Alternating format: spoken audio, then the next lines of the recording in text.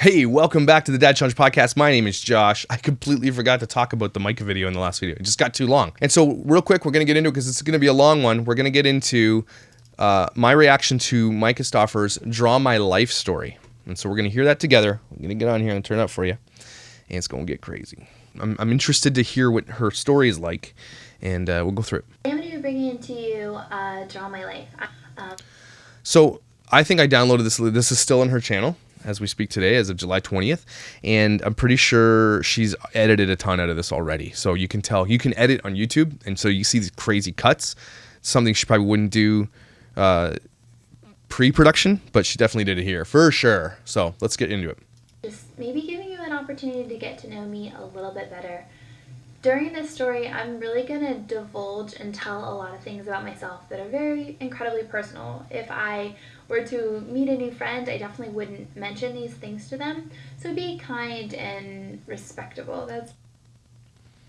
I mean, what do you have to tell us that we're not going to be kind and respectable? Something tells me we're about to get some juice. Probably my biggest request. I've debated so much about doing this. Should I do it? Should I not do it? And there's so many times I'm like, I'm not doing it. No. But then I was like, you know what? I'm going to do it. Thanks. I think this will be good just to kind of talk about everything, and I'm comfortable and I'm ready. I have a couple notes jotted down just so I don't hit in anything that's really big or pivotal, but I think I'm pretty much ready to go. You know when you don't like somebody, every body movement they make, every voice thing they make, you're like, I don't like it. And that's kind of what's happening here. $45,000 diamond ring. I'm ready. I think I'm ready. Chill. If you're new to my channel, please subscribe and let's start talking about Don't subscribe. My life. Alright, I was born on June 2nd, 1987.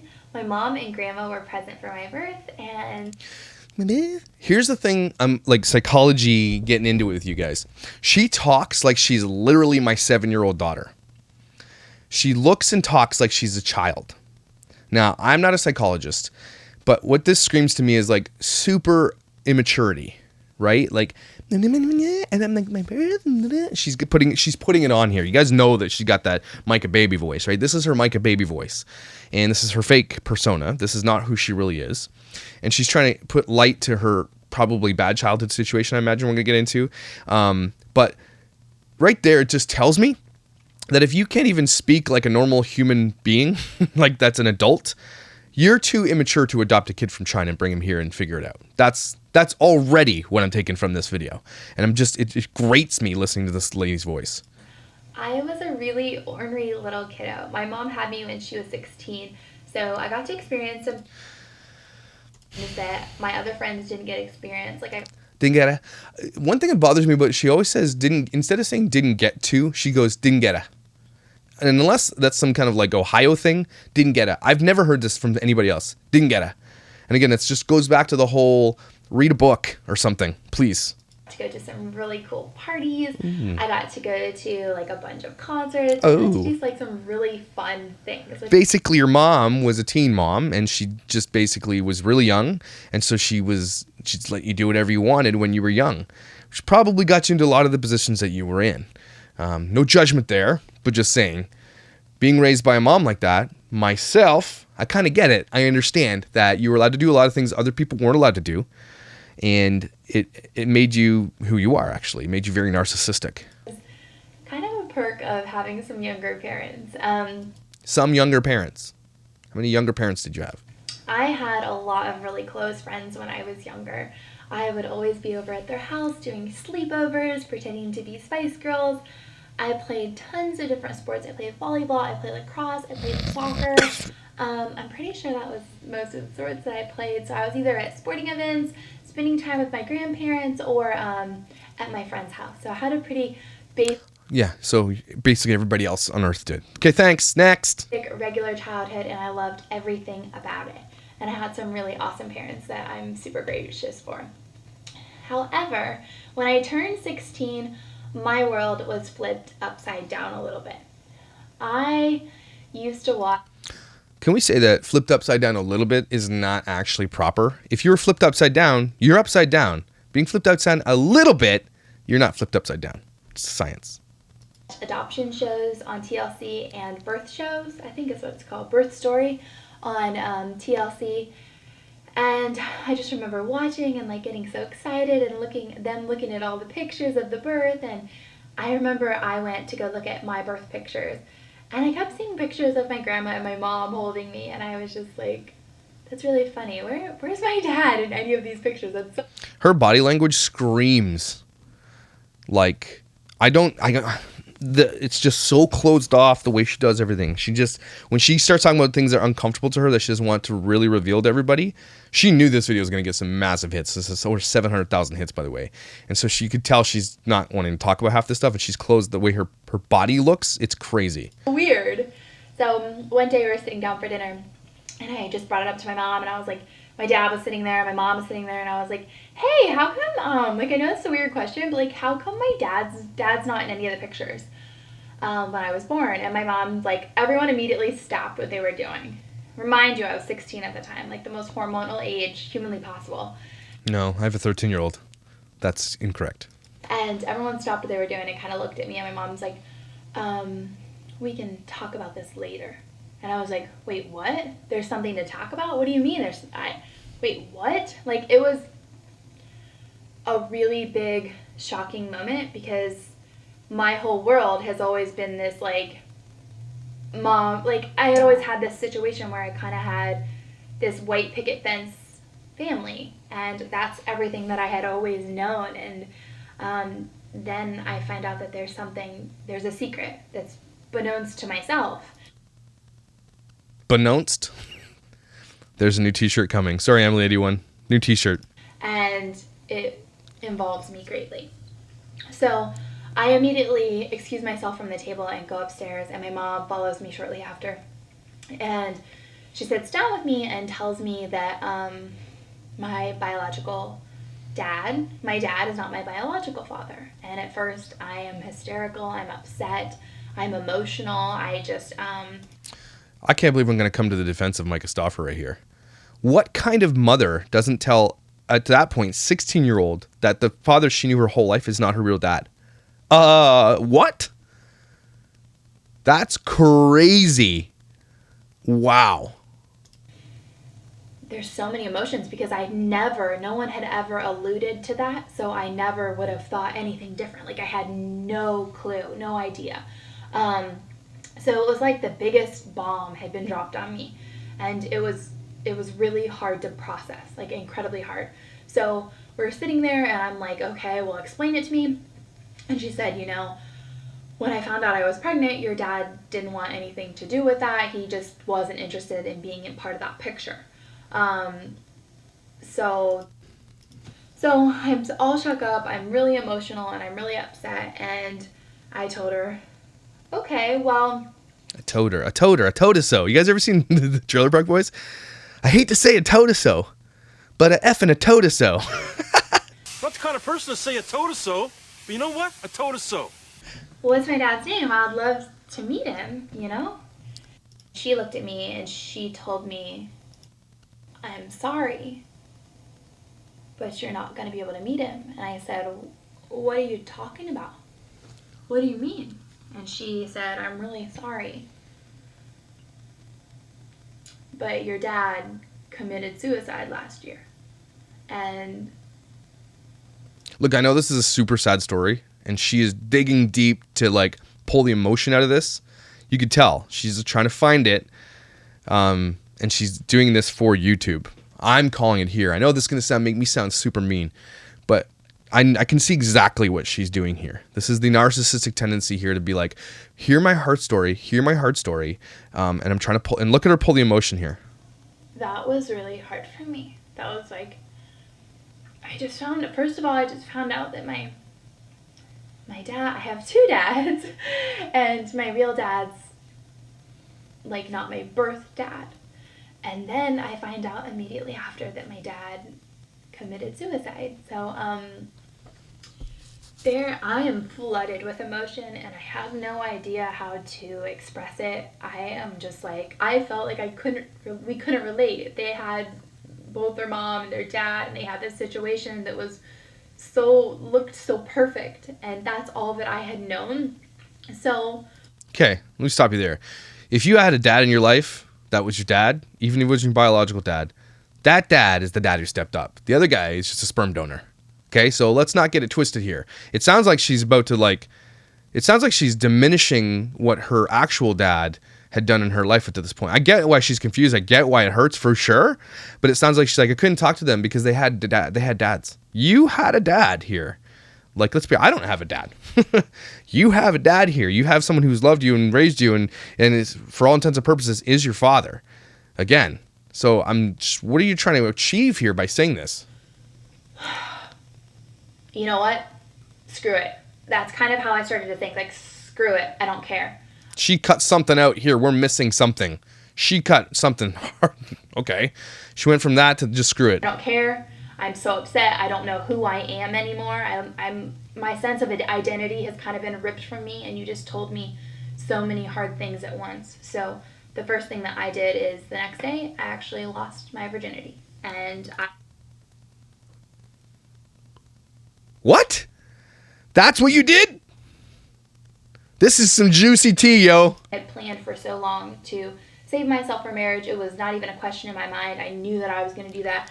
And when my identity was flipped upside down, I literally just, everything went out the window. And I lost my virginity that night with somebody that I had a crush on, and we had spoken prior and blah, blah, blah. But regardless, that's probably one of my biggest regrets. You think? I'm actually a guy who waited for marriage, which is, not a lot of people do that. But her response, okay, I gotta dissect this somehow. Her response to hearing this bad news was, I'm going to get laid. I'm not a psychologist. I would love to find out what this means. Like, not in a bad way or whatever, a creepy, gross way, but like, why was that her response to receiving bad news? That is really not, and I'm not negatively. What the heck is going through it? And I'm not a 16-year-old girl who's learned some stuff, but I have gone through some trauma. She clearly that was traumatizing for her. But her first initial reaction is to go out and find a guy she had a crush on and do it. So my parents ended up finding out that I snuck out of their house, and they assumed and kind of realized that we had hooked up. He was one of the more popular guys in school, and why are you doing hooked up quotes? You did the dirty, girl. They just knew. So I got grounded for an entire year. I wasn't allowed to go out with my friends. I wasn't allowed to go to dances. I wasn't allowed to do anything but stay in the house. Okay, again, I'm going to come to her defense, which is like, I don't know how I feel about this. Her mom has failed her more than once, by the way. And I sort of get it. Teen moms have a bigger struggle. I know what a teen mom struggles with, okay? My sister had her first child on her 16th birthday. I know what it's like in a family when this happens. I'm not saying I've experienced it as a person who's had a child on the 16th birthday, but what she's doing here is really weird. But her mom has failed her. Her mom did not tell her about her real father. I mean, I guess it just depends, and you're feeling at the right time, but do you think she ever would have told her if she never would have asked? So she's failed her there.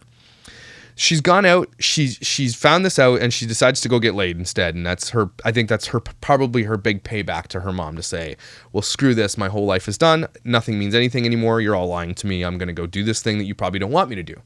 Then her mom grounds her for an entire year, which is crazy. Okay, Ruby Frank, are you hearing this?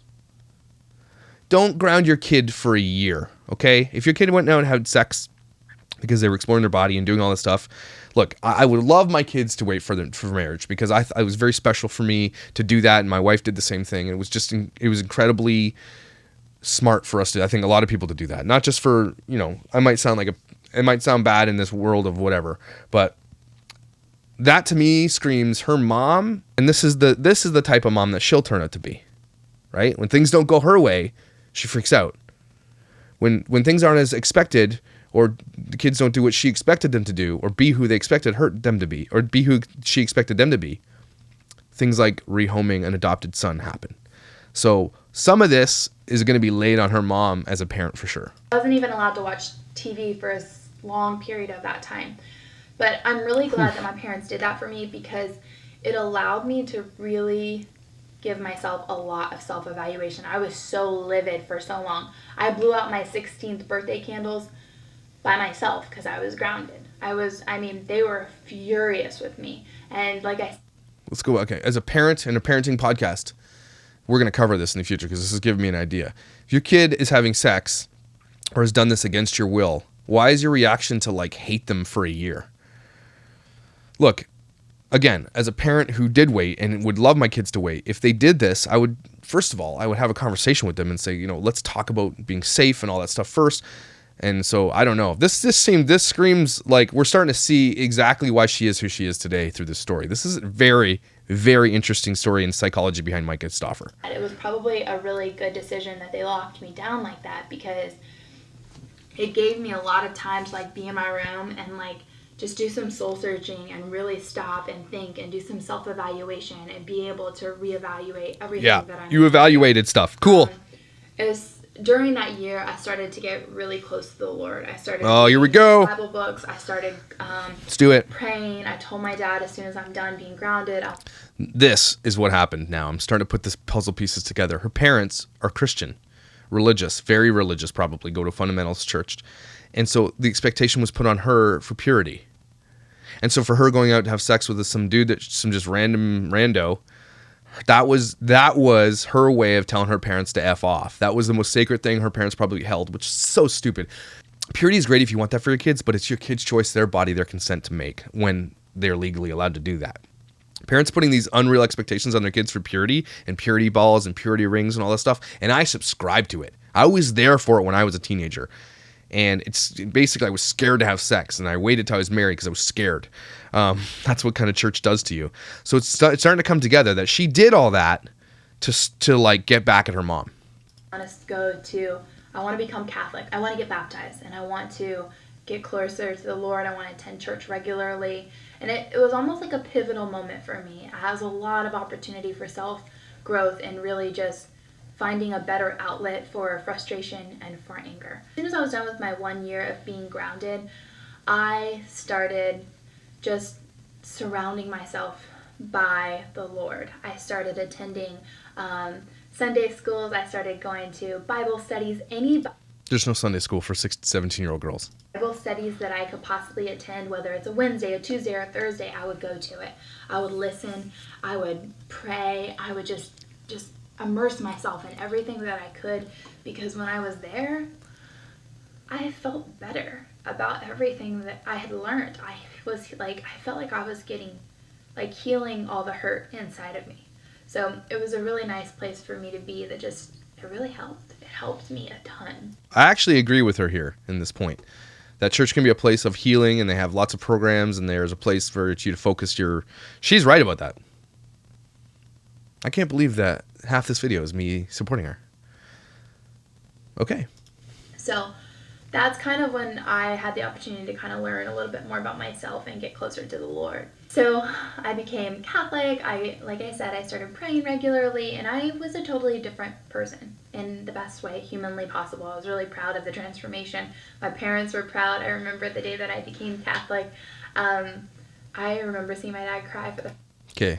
I just want to clarify something here as a pastor, ex-pastor. You don't become Catholic. What she's trying to say here is maybe she became a believer or a Christian or someone who believed in Jesus. To become a Catholic really doesn't really mean anything. You may get catechism and you might get confirmed or whatever. But to become a Catholic, yeah, that bugs me. It screams that she doesn't actually understand, or she's not telling the truth about what actually happened. First time ever. Like, everyone was really proud because I was this ornery, stubborn teenager that's hooking up with the most popular senior at school, and then... It was probably... His name was Chad, for sure. It was totally Chad. I had this opportunity to... If it was Chad and you're watching this video, reach out to me, please. Really transform and turn around my situation. I just want to say again, why do you say the words... And I was this ornery girl who hooked up with the most popular guy in high school. Like, why is that a thing you're saying there? That's literally irrelevant to this entire story. That's narcissism. So, that was something I was really incredibly proud of. Then I got into one of my first serious relationships. We had been on and off for a long time. We were high school sweethearts, and we were certain that we were going to end up getting married. However, we went to separate colleges, and for the first 6 months of college, it got really hard. We Watch the hair. The hair says a lot. ended up parting ways and pretty much saying, you know, you are a really good friend and we really care about each other and we really love each other, but we're going to have to separate and go separate ways. We literally thought we would have ended up married together. We promised each other. It was one of those situations where that was your first true love. Do you know what I mean? And we knew it just wasn't working. There was a lot going on. So we ended up separating ways, and I just entered into college, which was a really cool, enlightening experience. We know what she's saying here, right? I went to Bible college, so I didn't get an enlightening experience. We weren't even allowed in the girls' dorms. People had to go to the woods to have sex at Bible college, and everybody knew about it. So she gets to college, he gets to his college. They're like, we really should have gone together, or because I need to go get laid at my own school. That's what she's saying here. She's like, it's going to be this moment of her life because she just became a Catholic and she's now perfect, an angel, but now she's in college and I love everything about college. It was a great time for me. So after she cuts it. It's a great time for me, and I ran out of batteries. me and my high school sweetheart broke up, college kind of began. Everything unfolded. She just said that. It wasn't really about Something, she edited something more crazy about out here. Self-growth. And I started volunteering like no one's business. I did Big Brothers Big Sisters. I did Best Buddies, which is a Down syndrome organization. I did so much volunteering. I worked at different communities, different fundraisers. I couldn't be volunteered in enough things. Let me tell you about all the things that I've done that make me a better person than you. I could not have done more for other people. It was not possible. Can you guys please? Really? You didn't have to say this. I don't know how this is pertinent to your story. Down to help out with Hurricane Katrina. So anytime there was like a missions trip that I could go on with my church or my Bible study people, I was sure to attend those events. And it was something that just really helped me get closer to the Lord, and it just helped me give back to the community in a way that I felt was really positive and, you know, was something that I really genuinely got a lot of fulfillment and enjoyment from. And then college got a little bit deeper. I started nursing school, and it was hard. It was really hard. I'll give her that. My wife's in nursing school, and when nursing school is full-fledged, don't come around when studying's happening. You will get cut in this house. If you interrupt my wife's studying or exam taking, you straight gonna get cut in your face. Like there will be scars. She's right. Nursing is probably, as I see my wife, who's very smart, who gets like straight A's, she's struggling with nursing. It's hard. So she's right here. I took so much time and energy. I lived at the library. I was there A library. Please. all of the time. I lived at the library. I lived at the bookstore. I was there all of the time. I remember calling my mom in college, and my parents had actually just moved to Japan. Right before I left for college, my parents told me, we're moving to Japan for 3 Hey, enjoy college. But I forgot to tell you. That's just, don't worry about it. Not a big deal. We're literally moving to Japan. Bye. Oh my gosh. years. Her mother is a failure. Transitioning into going to college, and my parents are completely gone for 3 years, and they have a different time zone, so I was unable to call them when I would typically want to call them. So I had to call them early in the morning, and they were just about to go to bed. Anyways, I remember calling my mom and saying, you know what, Mom? I can just see myself meeting my future husband at a bookstore. That would be a dream come true. We can relish in books and read stories together and just relax and indulge upon different books. She doesn't read books. Listen to how she speaks, people. She's not reading books. Enjoy, and I told her that, and she's like, you're so silly. But she said, you know, that probably would be a good fit for you. And it's so funny because my parents are teen parents, and they love to go to parties, and they love to have that more wild lifestyle. Not that that's a bad thing. And I was this girl that I had turned into somebody totally different. I love to be at the library and read books. Nah. No. And pray regularly. It was just, we were polar opposites. So many people had said to me, there's no way that she's your daughter, that you don't even. How are you polar opposites? Okay, you said your mom had you when she was 16. When you were 16, you literally hate screwed a guy from high school. You're not that different. Trust me. Like that, it's not even the same relationship, but we were awesome. Anyways, I told her that, and that is very pivotal information that will come up in the future. But I've been studying super hard for nursing school, and it was hard. I literally lived at my professor's office hours, like every single time after class. I remember for my first semester in college, I got a 4.0, and I was so proud of myself. Like, I was so proud. I was so smart. But nursing school would get deeper and deeper. The semesters would get harder and harder, and I did really, really well. I busted my butt. I lived at my professor's doorstep, like I said. During office hours, I would go to... Okay, nursing school doesn't have like one professor. And they're not... There's something where... I don't want to just... Yeah. Every single office hour, I'd be like, please explain this to me. I don't understand it. Please, I need to comprehend this for the final. So I was there quite a bit, but it really paid off, and I'm so gracious for all the professors that have divulged so much time and energy. They were... Hope so. You probably paid $50,000 a year to go there. Every single penny, because they spent way more time with me than they should have. But it was an amazing experience, and I really love college for all of the learning that has come from it. Anyways, I'm getting close towards my senior year of college, and I'm studying for this exam. I think it's like midway into my last semester at college in nursing school. And I remember studying for finals. I'm sitting there in my sweats in my backward baseball cap at the medical library, and I'm going through flashcards like crazy. And me and my friend is a gentleman that... My friend and I studied with regularly. You don't read books. He was sitting beside me, and he went over to go to the bathroom. And Kova's dad came up to me, and he's like, hey, is that guy you're with, is he your boyfriend? I'm like, no. No, he's just a friend. That guy got friend zoned into oblivion. We're reaching levels of friend zone that shouldn't even be possible. No, he's just a friend. And he goes, oh, okay. Because Kova's dad was way hotter than him. Like, you dropped this. He said, it says, you are absolutely gorgeous. Please call me.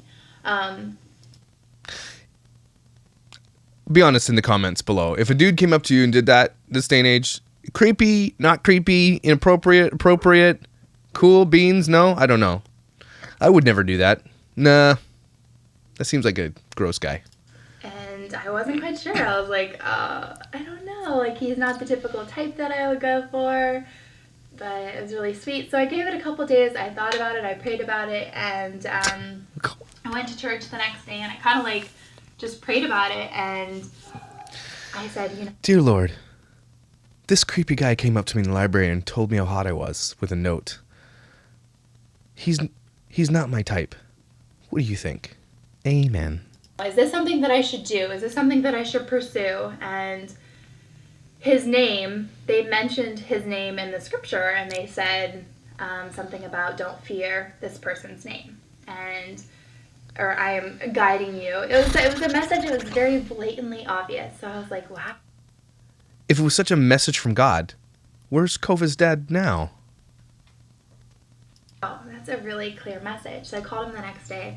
And we went back to the library, and we kind of just... Library. We were just cracking each other up. We were making each other laugh like crazy, and we were really connecting in a good way. Mm-hmm. And he was studying for his finals as well. So instead of like doing a traditional study style, we're like, hey, let's go over to this other study platform. It was like off of the bookstore, and we were like, let's study over there. And we got a couple of our friends that we had met there, and we had this like little study party, and we were up till 4 a.m. every single night for the last week of that semester, and we would study, and then in between study breaks we would dance and laugh, and we just had a really good time. It was really, really fun. And yes, that was Kova's dad. And so we started dating, we started getting more serious, we started getting to know each other and having a lot more fun, going on relationships, meeting each other's parents, and we really liked each other. So we've been dating maybe, I want to say, maybe 4 or 5 months. It wasn't a terribly long time. And we looked at each other and we decided that we wanted to make a baby. I know this completely goes against like all of my religious, you know what I mean? This completely goes against Christianity, and Which right here proves she had no idea what she's doing. It was a surface level thing. She didn't actually do it. She did it to make herself feel better for the bad things she perceived she did. So a real faith, I'm not saying people don't make mistakes on real faith or whatever, but she just basically said right here, yeah, I know it was all bad and all that, but this was the next thing. This is such crazy narcissism. It's mind blowing to me, and this is why it's so important to watch this, because it's like that was the thing. Now this is the thing. That didn't really work out. So, you know, the God thing didn't really work out. But this is Kova's dad. This is the new thing. H came in. That was the thing to do. Oh, but then it didn't really work out. So this is the new thing. We're going to rehome him. Look at the behaviors that we're seeing from like all the things that she built up to. It's just all one thing just knocks the other thing out of the way. It's like, oh, that's move out of the way, new thing coming through because that's just new. This is the type of person that has bad impulse control or no impulse control. Everything that I stand for, but it was just something that we thought about, and we. How's that conversation go in college? Hey, we're in college. We're not done yet. Let's have a baby. What? What? We're like, let's do it. So we made a baby. That was literally that simple. That night we got pregnant, and the next couple of weeks, a pregnancy test, and I was pregnant. We were really excited. We went and called everybody. His mom was not so happy. She was like, what are you doing? She's like, with her? Really? You guys ever seen Arrested Development? Anne? They called her Egg. Anne? Really? Yeah? This is what you're doing? Okay, wait. Girlfriend. Her? Do you not like her? I don't know her. You know, it's like you spend all your time with her. It's like you're hogging her. I love you anyway, but you sure? Not even married. You know what I mean? Which I get it. I get it completely. No, you don't. And we're telling everyone, and a lot of people, like, they're not as excited as us. They don't get the excitement. They're like, oh, cool. But we're still, like, super excited. I remember, like, running out to the store, and I'm about to give her kudos. I'm sorry. But you planned it, so cool. People can shove it up their arse if they don't like your what you want to do. But something tells me maybe she's not telling the truth here. getting, like, Because that would look bad for her fans and her perfect white image like this screen that we're looking at right now. It's literally so overblown. It bothers me as a producer and a director and editor of video. It's so bad, the light in this room. a basket, and I told him, I said, every single week we're gonna fill the basket with some more stuff for the baby. So we went out and we went shopping and we bought tons of gender neutral stuff because we weren't sure of the gender right away, and we stuffed it into the basket, and we were just like getting so excited. We would like hold up the clothes like, no way. We were pumped. We were really genuinely excited. We were going to our very first doctor's appointment, and we were so excited. Like, we were so excited to hear the heartbeat and get some pictures of the baby. He was in the medical profession and I was in the medical profession, so we kind of knew what to expect, and we were just really looking forward to everything. So we were done with the doctor's visit and it went really good, and we were going into the ultrasound room and we were just so excited. Like, I cannot explain. Like, Christmas morning as a child doesn't describe how excited I was to walk into that ultrasound room. And so we get there, and you have to, like, take off your pants because I'm only, like, 9 weeks or something. I might have been 9 weeks at that point. And they wanted to do an intravaginal ultrasound just to kind of check to see how everything's going, and then we could do, like, a tummy ultrasound afterwards. Anyways. Do you really need to tell us that they had to do an intravaginal? I guess if you're okay, sure. We go ahead. Can you just tell people we did an ultrasound? And we start the ultrasound, and we're looking around, and she's like, so when's your due date? And so we kind of tell her our due date, and she's like, there's just one in there. And we're like, good. And we could hear the heartbeat, and we were really, really excited. And she goes, and she starts taking pictures like crazy. Like, she probably took 100 pictures.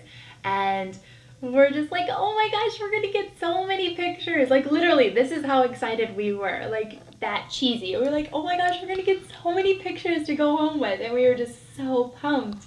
And She said, Oh my she stood up gosh. and she didn't say anything else to her. She stood up and she goes, there's something goofy and I need to go speak with the physician. I need to go. Stop it. So to see him break down and start crying every single night, I remember him looking me in the eye, please, please let me be a father again. Like, we knew it wasn't probably a healthy decision to just make another kid right away, just because we knew that we hadn't healed from the terrible loss we just experienced. But we, like I said, he looked at me and he was like, please, please. And we... Hear what she's saying here. We knew this was a really bad choice that we were about to make, but we went ahead and did it anyway. What else does that sound like to you? The doctors told us that it's not going to be what you think with H, but we went ahead and did it anyway. I said, you know what? Yes, yeah, let's do it. So I think it was Thanksgiving. No, it might have been Thanksgiving when we conceived Koba. And on Christmas Day, I got to take the pregnancy test, and I was pregnant. And I was so excited. Like, I was excited and scared. So it wasn't quite as excited as the first time, but I was excited for the potential idea and everything that could come with it. So I had a good pregnancy. I was incredibly nervous. I was considered high risk since the last pregnancy. And I just remember with every single ultrasound and every single thing, is there a skull? I was just overly paranoid. I was still so scared and my heart was still so vulnerable. I remember the first time we went into the ultrasound, like, we had a pretty good pregnancy. We still had like some bickering here and there just because, like I said, we still had a really hot... She's glossing it over. We made really bad decisions and we fought a lot, is what she's saying here. Some bickering. Sorry. These types of personalities, people who don't have impulse control, are like, hey, this is one of the worst decisions we could probably make in our life. Let's try this again. This is the type of person that these narcissistic people get together with. Healing that we never properly did, and we both know that. So it wasn't perfect, but we enjoyed each other. We had a pretty good pregnancy. We were always laughing. And then Koba was born. It was amazing. I loved everything about being a mom. We lived in a really small little condo, and Koba was there, and it was just, I stayed home. Was she there with you? She was there? You birthed her? She was with you? Cool. Just thanks for clarifying. This is like the most boring story ever. With her for the first 9 months of her life. I was a stay-at-home mama while I was studying for my nursing boards. And it was amazing. Like, she was such a good little girl. Something tells me here, she goes to school. She studies to become a nurse. And before she even gets out to do it, she's like, I definitely want to meet a guy and have a kid so I don't have to work anymore. There's nothing wrong with being a stay-at-home mom or anything, but you just wasted 4 years at university to go and look. It looks to me, and I'm totally judging here, that you were looking for like the easiest route out. And people had said this guy's a doctor. He's not a doctor, so it wasn't that either. So that's kind of what I'm picking up here. I'm probably wrong about it. And I loved everything about motherhood. It brought so much joy to me, and it really helped heal all of the pain that I had gone through. It was so uplifting, and I never realized how much I loved being a mama. I'm so bored right now. I loved every minute. Did you love being a mama? Thank you. Please, next topic. Ever. Oh my God. And then we were still dating, we were still engaged. We never ended up getting married. We had booked a wedding date, and I ended up calling it off. We had some on and off issues, little bickering here and there, and we just weren't... Okay, stop underplaying the issues here, because if you're trying to be honest with people, well, I called off the wedding because we bickered. Is that true? Or did you call off the wedding because you guys literally fought and like it was bad? And be honest, stop underplaying real events, because people are watching you and watching for this and saying, you bickered, so you called off your wedding because you bickered? My God, I bicker with my wife every day. Like today, we bickered. Like, it's every day. If I divorced my wife every time we bickered, we would have been divorced before we got married. Just saying. Stop underplaying the truth. That's a problem. Eye to eye at the end of the day. I don't want to speak ill about Koba's father. He's a great guy, and this is not a place to bash him. But together, we just didn't meet eye to eye. So we. I'm going to kill this dog. What? We bought a house. Wait, what? And We didn't see eye to eye. We bickered, so we didn't get married. So we bought a house. Are you guys seeing what I'm seeing here? Impulse control issues, major problems with that type of behavior. The answer is to do this other crazy thing that we shouldn't be doing. If you're having a problem with James and their marriage and their YouTube channel is not making enough hits, let's do something drastic, because look at all of her solutions to her problems up to this point. Finds out her dad dies and didn't even know him, goes out and has sex with Chad. Okay? Gets grounded for a year, goes to church, discovers this thing, and that's like the new thing. That's a pretty drastic thing in people's lives, to go straight edge. Then forgets the straight edge when a dude writes her a note in a library. Doesn't even graduate yet and says, let's do it, let's have a baby. The baby is not a thing. It destroys them because it's a baby that has had issues and it's aborted, and that would demolish anybody. Then their answer to that is, let's do this again. Even though we know it's a bad idea, we have not healed, let's do it again. And then they were bickering, fighting, and called off their wedding.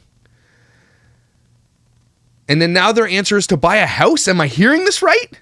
we were about 7 days before we moved into the house.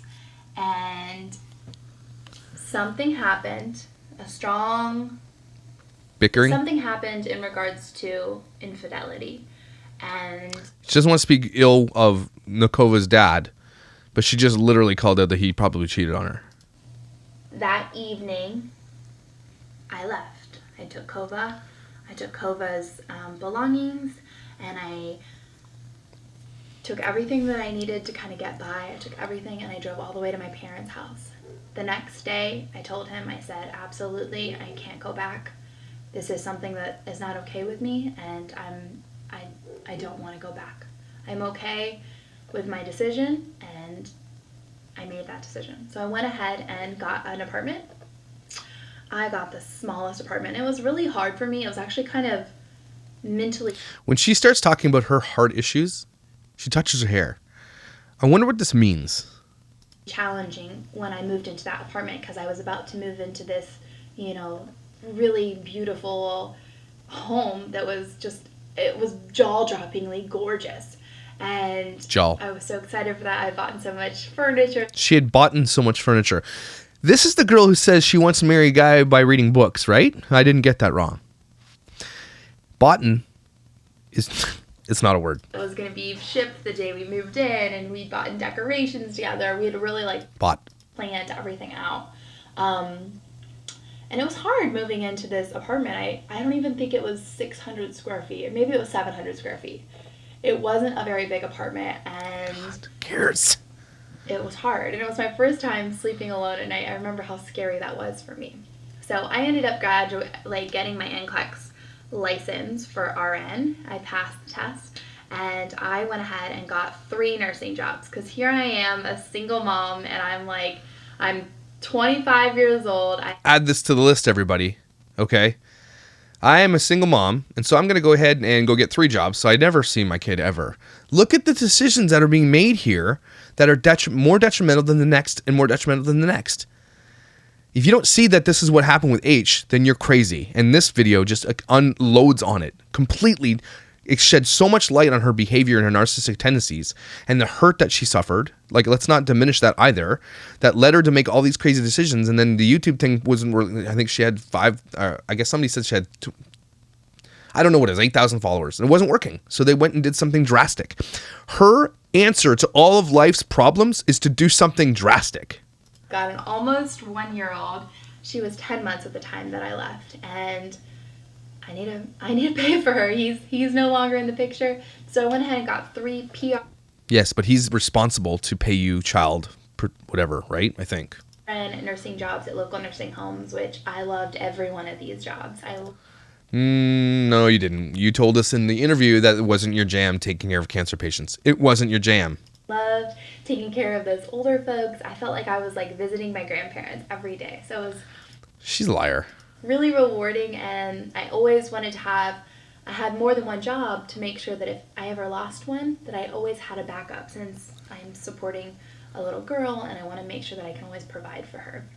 So it was a really hard time. There were some fun parts about being a single mom, just because I was so liberated from, some of the junk that I had and some of the conflict that we had in our lives.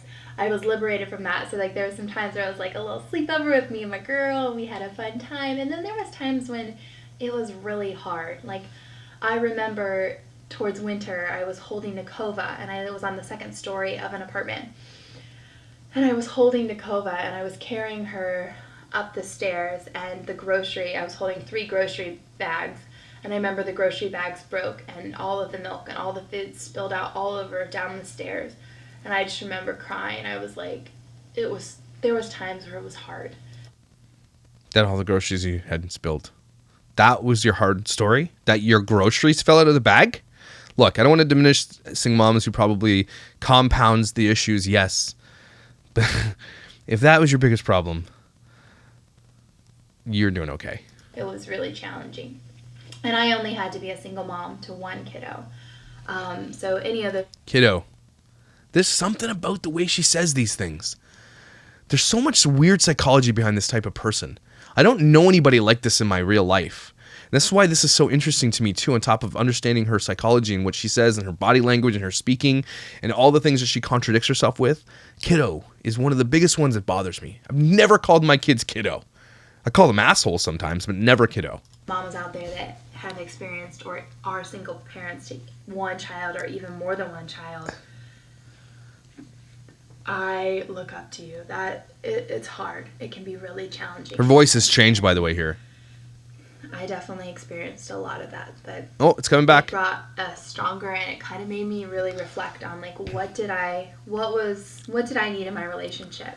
What was I not getting? What did I need to contribute more to? What did I fail at in the relationship? Where was areas that I needed to improve?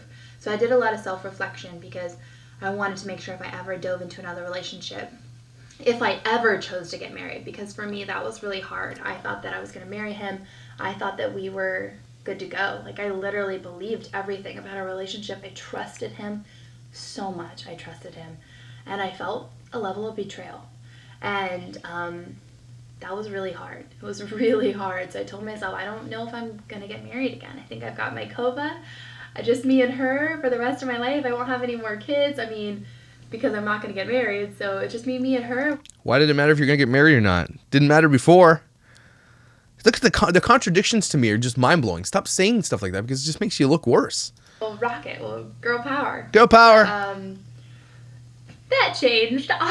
Did it? Did it change? Then I wanted to do online dating. I didn't want to be I'm not going to date or get married anymore. Then I went and did some online dating. a serious relationship, and I was always with Kova, or I was always at work, so there was no time for me to meet anybody. So I was I would love to just kind of get to have some guy friends and maybe go on a couple dates here and there and just kind of chit chat and have fun. Not anything serious. I didn't want any commitments. So I ended up going on a couple dates and meeting some really cool people, and it was never one of those things where it was oh, I want to hook up with you. It was literally just more like a platonic relationship, really chill, and just kind of getting to explore other people and see what would be a good fit, or what I feel I would want to mesh with the most. And like I said, marriage wasn't even on my mind. They were not vibes. So I wasn't even really thinking about compatibility. I was honestly thinking about I know what I want, but I don't think that I want it right now, because my heart still hurts. So I really just took a lot of time to focus on Kova, my job, and then every now and then I would go out to dinner or lunch with a gentleman, and we just kind of hang out, chit chat, get to know each other. And that's not what he was trying to do. He was trying to get some. You were just trying to get free lunch. See if it would work. Then that changed. That's when I met my current husband, and that's when I met my current husband. Changed for me. I met him, and I was really excited when I met him. I thought he had the sweetest face, and we had so much in common. I gotta say this. I can't believe I'm about to say this. James is a handsome dude. Without the bald head, he's got the hair. He's a good-looking guy. Let's not pretend you guys don't think he's a good-looking guy. Myka's a good-looking girl. James is a good-looking guy. Let's be real. He's a good-looking dude. That's all the kudos I'm gonna give this dude. like, you know what? On his picture on the website, he had so many travel pictures. So, like, he'd be kind of a fun guy to, like, go on a trip with, you know? AKA, this sounds like a guy who's got some money. Am I the only one who thought that? Come on, you thought it too, don't lie. Just kind of fun. We could maybe do a little trip together. So I was just kind of exploring different options. And I started talking to him on the phone. And to be honest, he was incredibly boring. He put me to sleep several times. He was really sweet. And we connected on a lot of levels. But there was a lot of times, like, he would just ramble for hours. And I was so bored. I would fall asleep on the end of the phone. And I was just like... Well, anyways, how much money do you have? I love that. I'm terrible for saying that. Huh. Yeah. That's nice. And so I had scheduled to have a date with him or, like, you know, hang out and have dinner or something. And I had just done a double shift as an RN, and I was beat. I was literally worn out, and I called him and I said, hey, you know, I'm going to have to cancel. I'm tired. I don't think that this is probably a good idea. I don't have any energy. And I didn't think that I was going to reschedule this. Like, it was kind of my way of blowing him off. And he said to me, he's like, I'm really sorry, but I'm 10 minutes from your house. He's like, I can't turn around. Let's just go have lunch. If nothing comes of it, nothing comes of it. And I was like, you know what? I can respect that. He's been really nice to me. He's a really nice guy. I'm going to go ahead and do this. So we went ahead and we went out to dinner. And, well, actually, before we went out to dinner, he... I thought they were doing lunch. I thought they were going for lunch. So I opened the door, and he was standing there, and he had the biggest smile on his face, like the prettiest smile ever. I feel pretty. He was Oh, so pretty. more gorgeous than his pictures. Like, Jimmy's a really Whoa. He has a really... Let's not go there. He's a good-looking dude. He's not ugly, but gorgeous like this. I don't think so. You won't come anywhere near that. good, like, physique, and he just was gorgeous. Like, immediately was, like, strongly attracted to him. I was like, I even surprised myself with how much I was attracted to him. And, whoa, it's getting a little erotic in this. Are you guys hot? She's thinking about stuff. So that kind of took me off guard. We went out to dinner and we connected. It was instant chemistry. It was something that I hadn't felt ever. And Who's watching this kid on all these dates, by the way? Her mom? Probably. It was amazing. So I wasn't quite sure. I was still being a little skeptical, unsure. That night he called his friend and he told his guy friend, he goes, I'm going to marry her. That's my future wife. Creepy. She's amazing and I love her. You met this girl for 1 minute and had lunch or dinner or whatever it was, and you love her? Two people that make quick decisions, brash decisions. Perfect.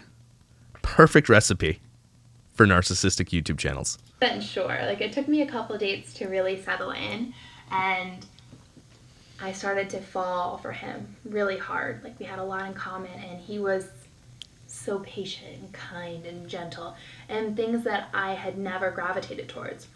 He was like a totally different personality, and I just loved everything. Like, he was just so sweet and compassionate and kind, and just a lot of things that I really, really loved. And I think what sealed the deal for me with James is Kova. So he came over one day to my little tiny apartment with no furniture. We get it. You lived in a tiny apartment. We all have lived in tiny apartments at some point in our life. Stop talking about it. Holy crap. On the floor because, me being a single mom situation. So, anyways, there wasn't much to do at my apartment.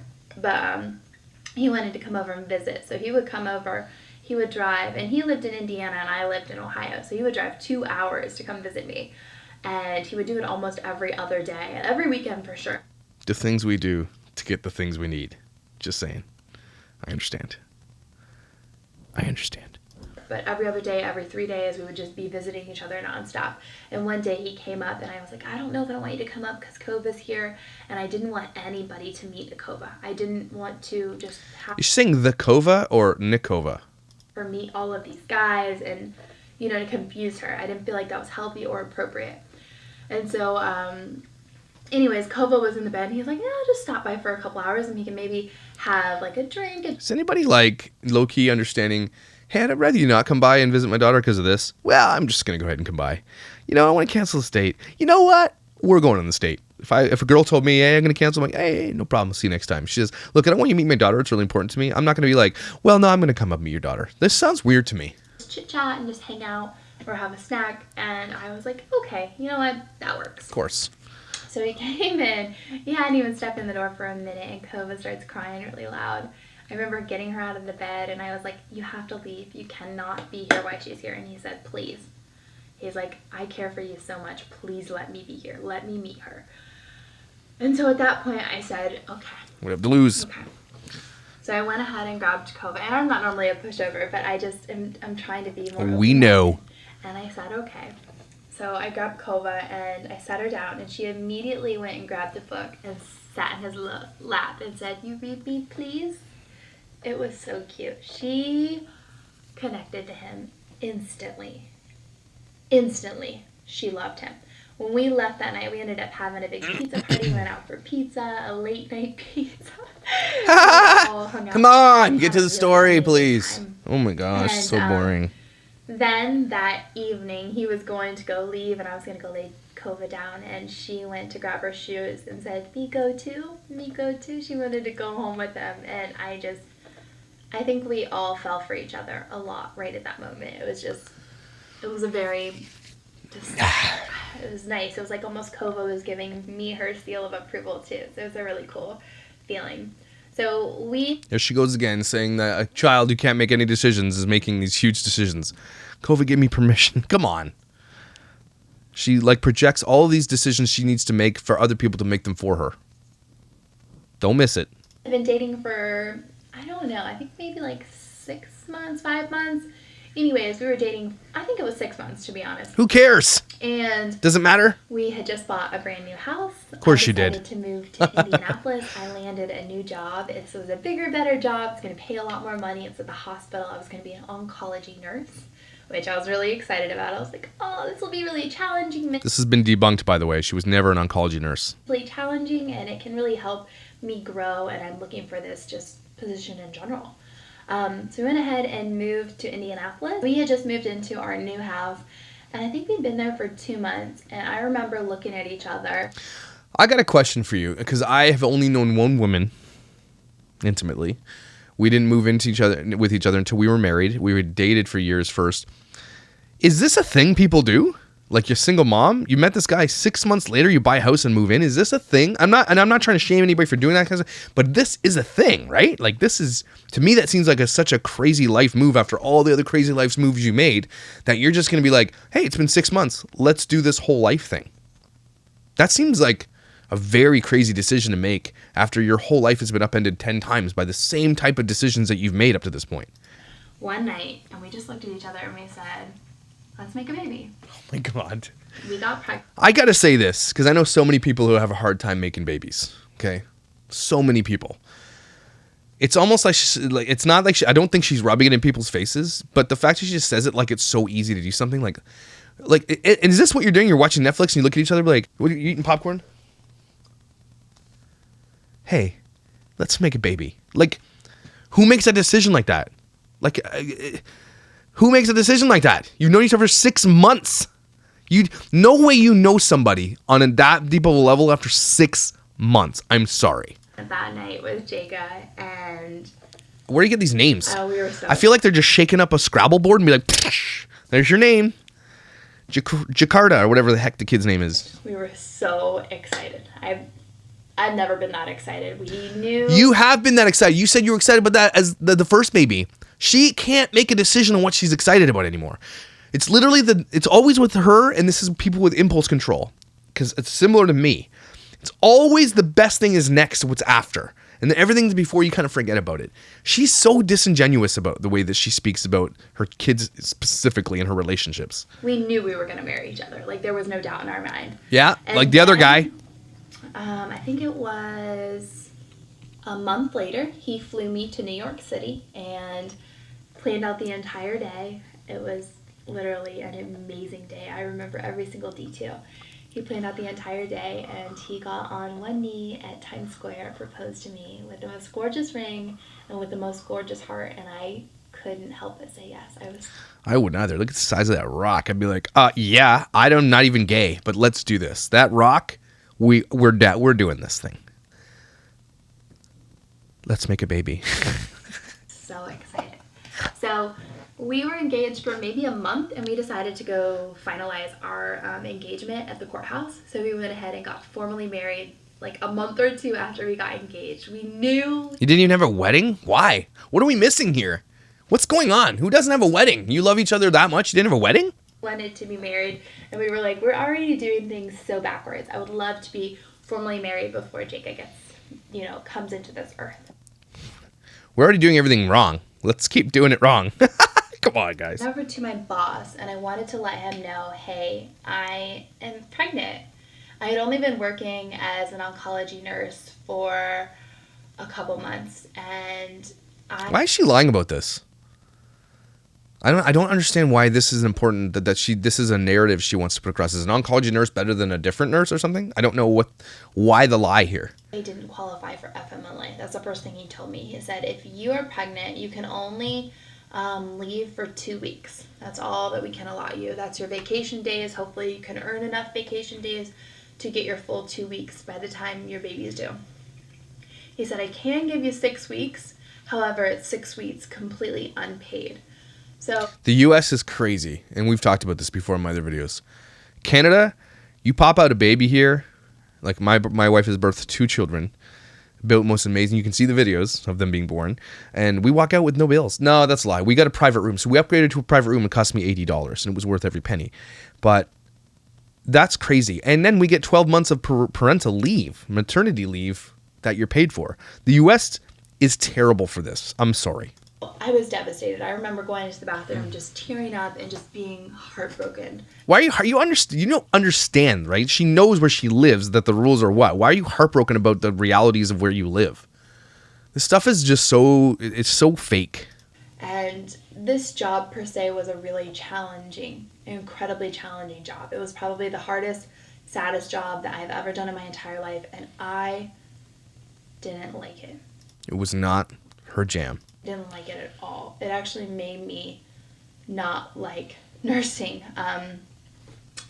I saw... But didn't she say right away before she moved out here that this is the one that she wanted, the job that she wanted? She's always about this is what I think I want to get into, and then they get into this new change, and then all of a sudden they don't like it anymore.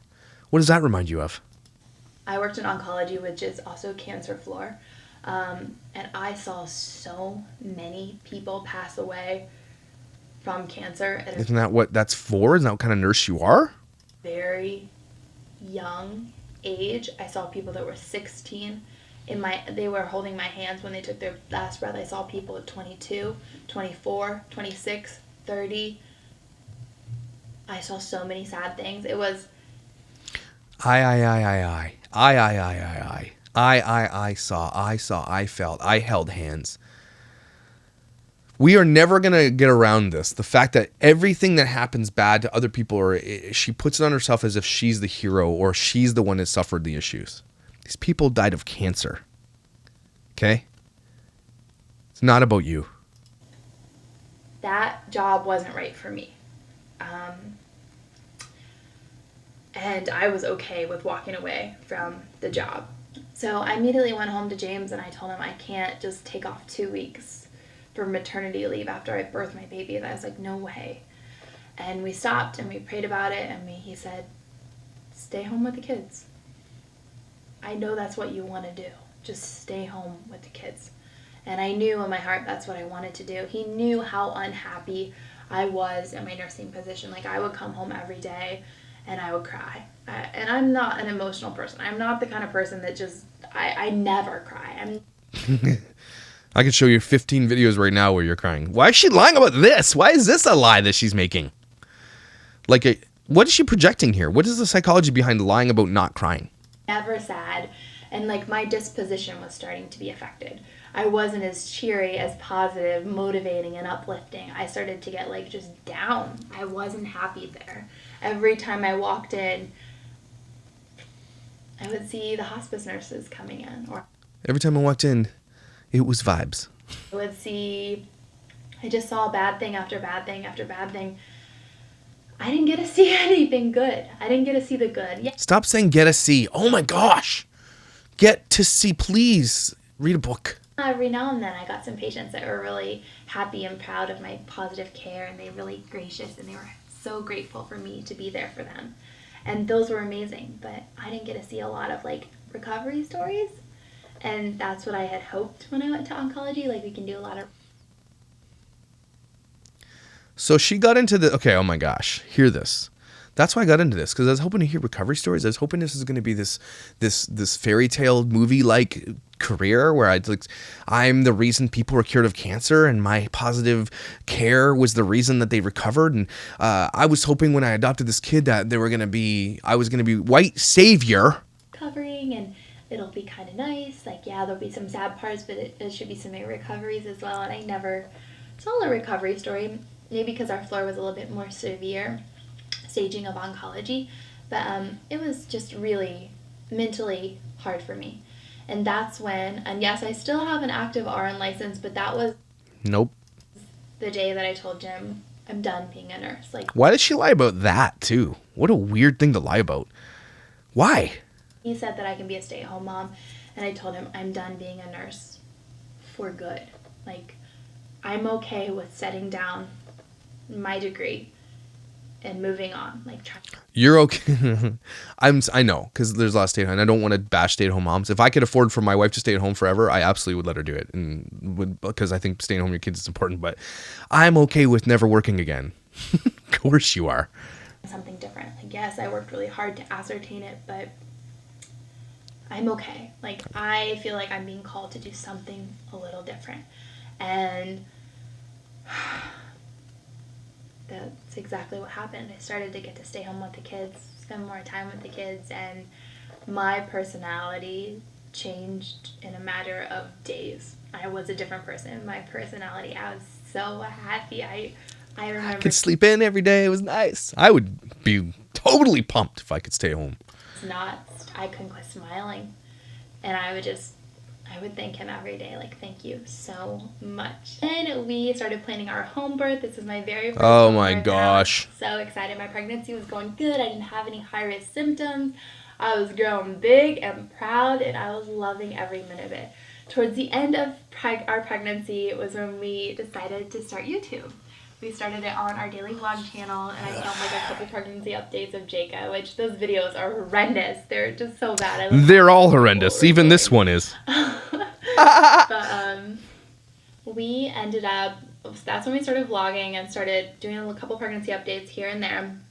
And then I think it was a month or two later, Jacob was born, and it was an amazing birth. It was amazing. She was such a good kid. She was such an easy baby compared to Kova. But yeah, and that's pretty much where my story kind of ends. Everything. Why does your story end there? Everything about my life has been documented on our daily vlog channel since the day Jacob was born.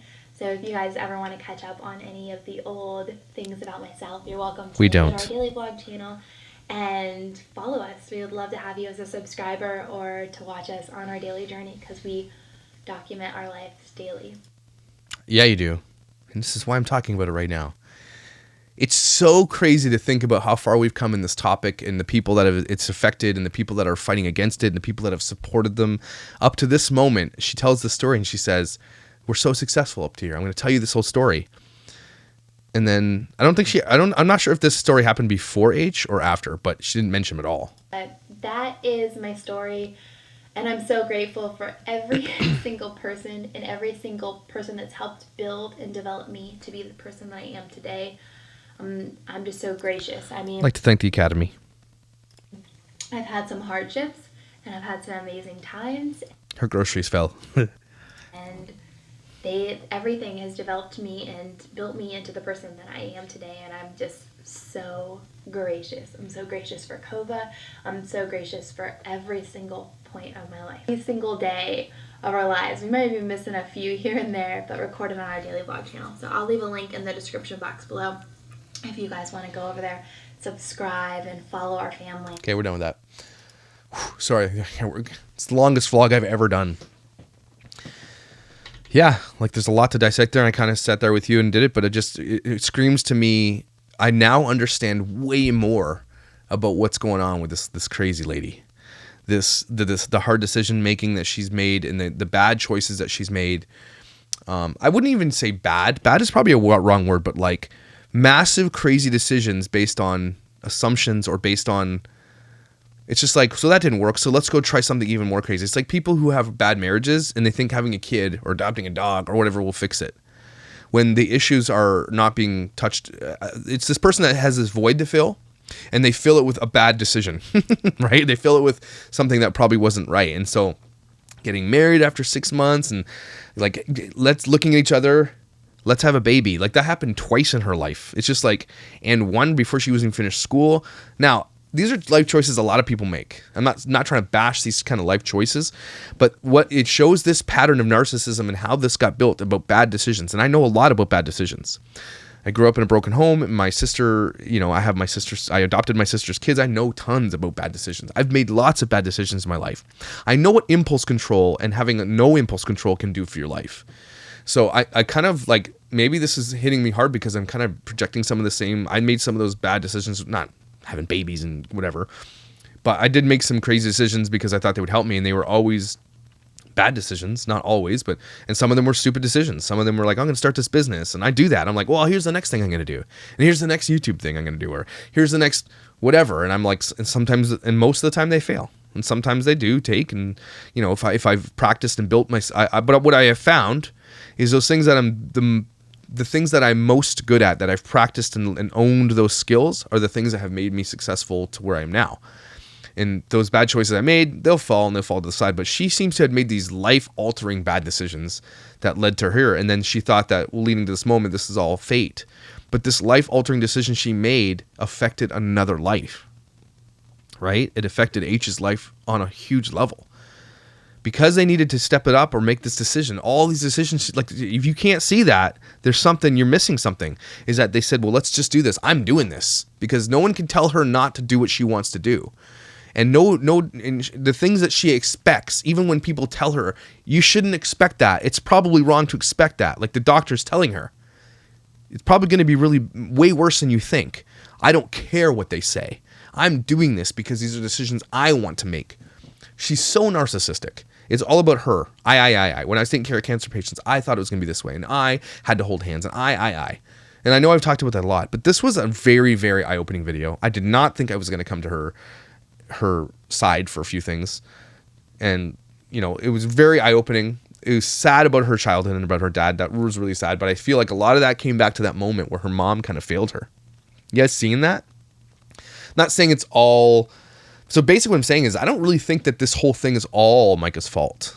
If you go back to the way that we were raised, and some of the bad decisions I made, and if you're raised in abuse, and if you're raised in broken homes, those kids end up, if you think about how many kids are adopted and fostered and who grew up in broken homes, I think they're like 7 out of 10 of those types of kids, and those kids who grew up in those things perpetuate that poverty or perpetuate that lifestyle.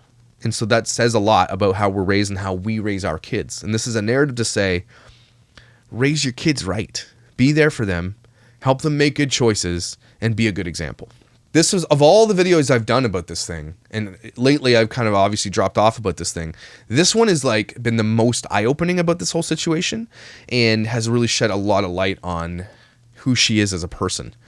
And we're not done with this. I'm not saying I forgive her. And it's, again, not my place to forgive her. But I still feel like she's been off YouTube for months now. And she did that Instagram apology to feel out whether or not she's coming back. And I know she's going to come back. But we just got to, and I think people are seeing this kind of die off.